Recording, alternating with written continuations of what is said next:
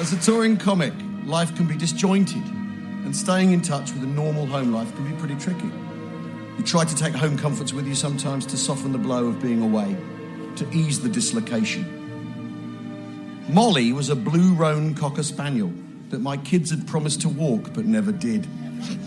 Being away, I didn't see much of the dog, and it seemed as though taking her on tour would at least break up the monotony of life on the road. Molly, like many blue roan cocker spaniels, was not very bright. Friendly, loyal, permanently hungry, and really thick. Molly fitted into touring life pretty quickly. She and my tour manager were peas in a pod. They'd get a walk at service stations. Because she'd get a walk at service stations, I'd take her for a run before a show. Like I said, she broke up the monotony. She'd wag her undocked tail at everyone she met, shamelessly affectionately at stage doors everywhere in the United Kingdom. Differing theatres had different policies regarding animals, but Molly seemed so cheerfully, densely harmless. Who could complain? However, she didn't much like being left in dressing rooms to wait during the show. In Bury to St Edmunds, I was waiting in the wings to go on when I heard titters and a gasp from the crowd. "What is it?" I said to the stage manager, whose intercom had suddenly sprung into life. It was Molly. She was wandering around the stage looking for me. Or maybe something to eat. There she was on the stage monitor in black and white, blundering around. So making sure she didn't escape became a priority. She'd be left in her dressing room with some water and a half a jumbo snack. This seemed to satisfy, but as the tour progressed, so Molly's dissatisfaction with touring life grew. She was becoming jaded. I'd come back to my dressing room at the interval and hear her moaning her protest. That's right, it's a sad story. And eventually she made her feelings known in, how can we put it, more concrete form.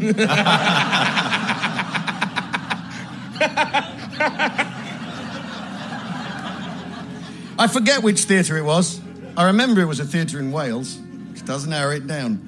And it was here that Molly, who'd been made to wait because I had guests at the show and we'd had a couple of pints of Guinness after the show, voiced her opinion on her treatment.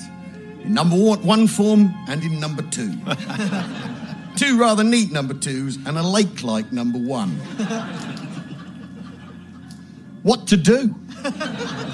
The 2 smaller items with toilet paper were dispatched in the dressing room loo. But the lake, what to do with Loch Pee? I had no means for cleaning it up. So, in a bid to cover up the mortifying embarrassment of Molly's dirty protest, I used what I had to hand. The pint of Guinness I'd brought back with me, I poured it all over the dressing room floor. Somehow convinced that the smell of booze mingled with urine would give a better impression to the theatre staff.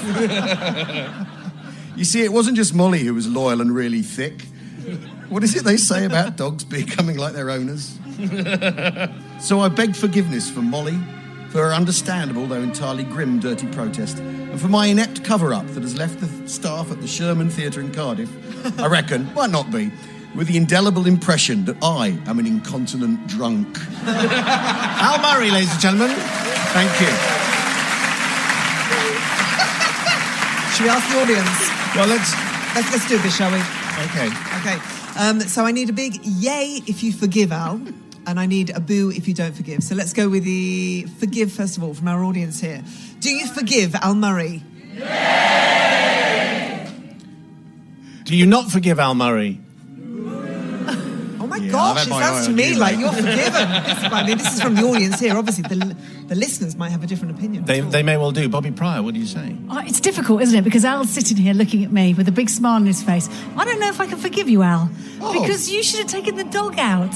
You should have. It's your responsibility to get the dog walked. You blame the children, and look at you. So I'm going to say, I'm going to be tough on you. You're not forgiven, Al Murray. Okay.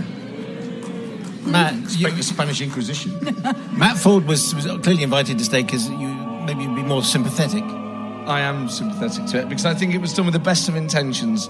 You really loved the dog. You couldn't bear to be away from it. And you spared the dog's blushes by trying to cover it up. You were thinking of the dog and not yourself. And I think that I found it quite an oddly moving story. Now you've put it like that, you're right. And having met your tour manager, when you said there were 2 peas in the pod, I can imagine him doing that as well. Do you forgive Joe? What do you why? I can't believe you took the dog on tour with you. I mean, that's quite a commitment. Well, yeah, but I was Were you really lonely? missing home, and Okay. she was very cheerful company and all that. I mean, but to yeah, cuddle. I had to stop, obviously. Al Murray, thank you very much indeed. My pleasure.